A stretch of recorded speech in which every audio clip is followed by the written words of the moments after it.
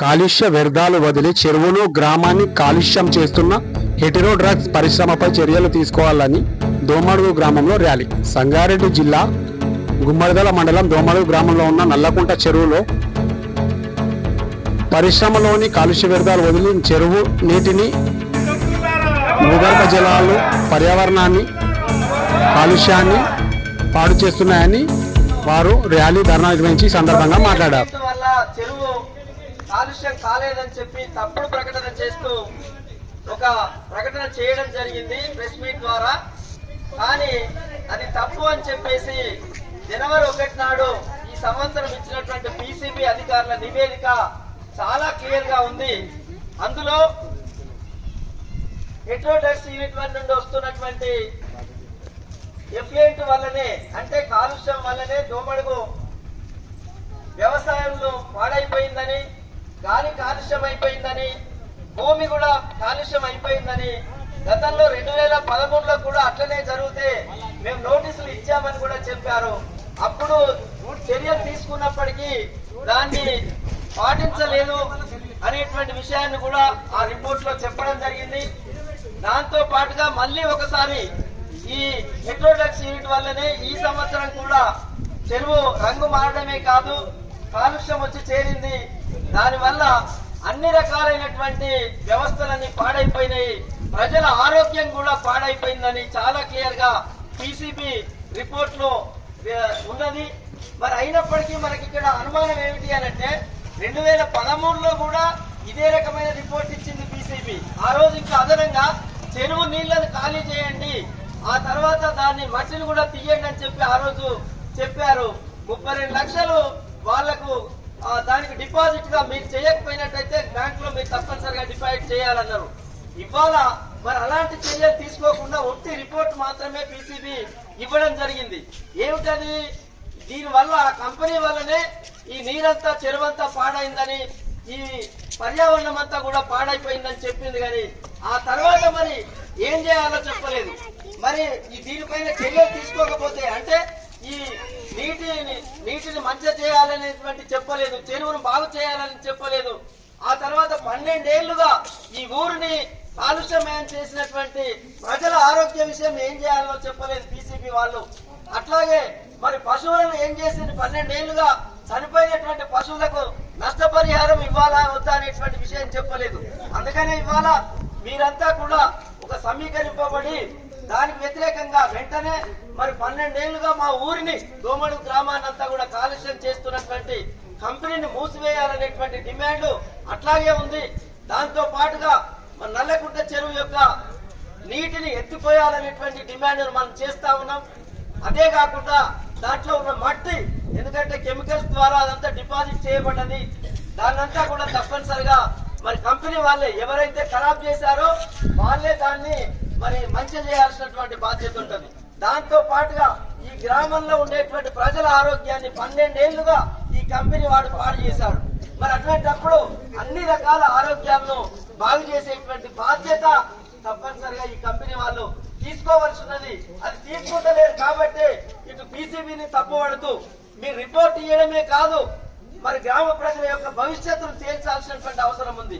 వ్యవసాయాన్ని ఎట్లా బాగు చేయాలో చెప్పాలి, ప్రజల ఆరోగ్యాన్ని ఎట్లా బాగు చేయాలో చెప్పాలి. అట్లనే ఇన్నేళ్లుగా కాలుష్యం చేసినందుకు వాళ్ళ మీద ఏ రకమైనటువంటి చర్యలు తీసుకుంటారు, ఏ రకమైనటువంటి పెనాల్టీ వేశారు, తప్పు చేసిన వారికి తప్పనిసరిగా మరి శిక్ష అనేది ఉండాలి. శిక్ష నిర్ణయించలేదు, కేవలం జరిగిందని మాత్రమే చెప్తున్నారు. ఇది సరి అయింది కాదు. అందుకనే పిసిబి పైన మనం ఖచ్చితంగా ఒత్తిడి చేయాలి.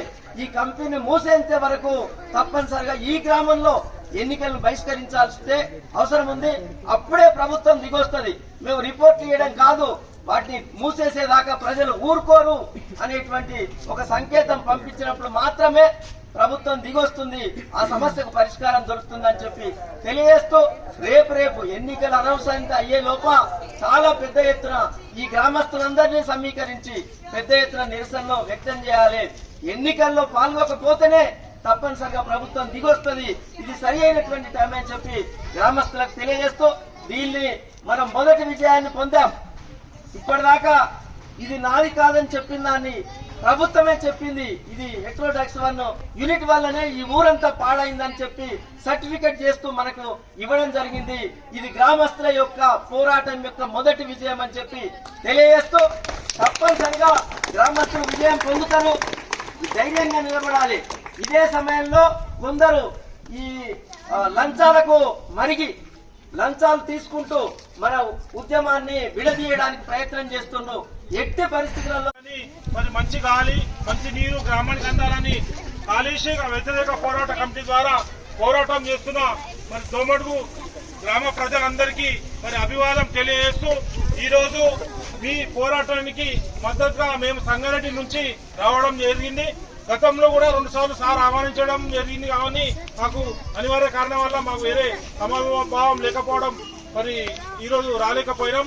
ఈరోజు మరి ఈ హెటెరోడాక్స్ పరిశ్రమ పూర్తిగా కాలుష్య నియంత్రణ చట్టాలు కానీ వాల్టా చట్టాన్ని కానీ ఉల్లంఘించి గ్రామంలో కాలుష్యాన్ని వెదజల్లుతూ అటు చెరువును ఇటు సహజ వనరులను ప్రకృతిని మొత్తం పర్యావరణాన్ని హాని కలిగించే విధంగా చర్యలు తీసుకుంటున్నారు. ఈ బడా పారిశ్రామికవేత్తలు కార్పొరేట్ పారిశ్రామికవేత్తలు ఆ అన్ని రాజకీయ పార్టీలకు చందాలు ఎలక్షన్లో చందాలు ఇచ్చి ఈరోజు మన గ్రామీణ మరి సహజ వనరులు మొత్తం విధ్వంసం చేస్తూ ఈరోజు మరి మన గ్రామాలన్నీ చెరువులన్నీ కాలుష్యం కావడానికి కారణం అవుతున్నది. ఇప్పటికైనా ఈ పోరాటం తప్పకుండా విజయం సాధిస్తుంది. నిన్న మొన్న పీసీబీ యొక్క నివేదిక ప్రకారం తప్పకుండా హెటెరోడాక్స్ పరిశ్రమపై తగిన చర్యలు తీసుకోవాలి. వాళ్ళు ఎంత పెద్ద రాజ్యసభ మెంబరా, సీఎం బంధువా, సీఎం మిత్రుడా ఎవరనేది కాకుండా తప్పకుండా గ్రామ ప్రజల యొక్క అభిప్రాయానికి ఏ ప్రభుత్వం వ్యతిరేకంగా పోయినా తప్పకుండా మంచి మంచి నియంత్రణలే ప్రజా ఉద్యమం ద్వారా మరి ఈ పతనం అవసరం వచ్చింది. కాబట్టి తప్పకుండా మీ విజయానికి మా మద్దతు ఉంటుంది.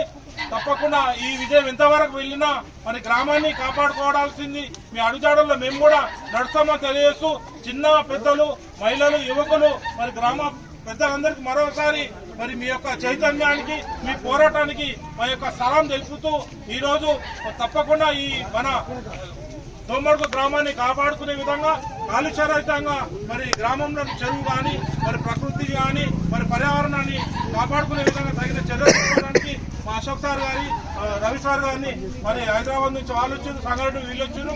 తప్పకుండా మా యొక్క పోరాటము మీ యొక్క పోరాటానికి మా మద్దతు తప్పకుండా ఉంటుందని తెలియజేస్తూ ఈ అవకాశం ఇచ్చిన పెద్దలందరికీ మరోసారి ధన్యవాదాలు తెలియజేస్తున్నాను. ఆగండి. ఈ వీడియో కనుక నచ్చినట్లయితే లైక్ చేయండి, షేర్ చేయండి, కామెంట్ చేయండి. ఆ కామెంట్ బాక్స్లోనే మీ ఊరి పేరు రాయండి. ఎందుకంటే ఈ వీడియో ఎక్కడి దాకా పోతుందా అని మాకు తెలుసుకోవాలని ఒక చిన్న కోరిక.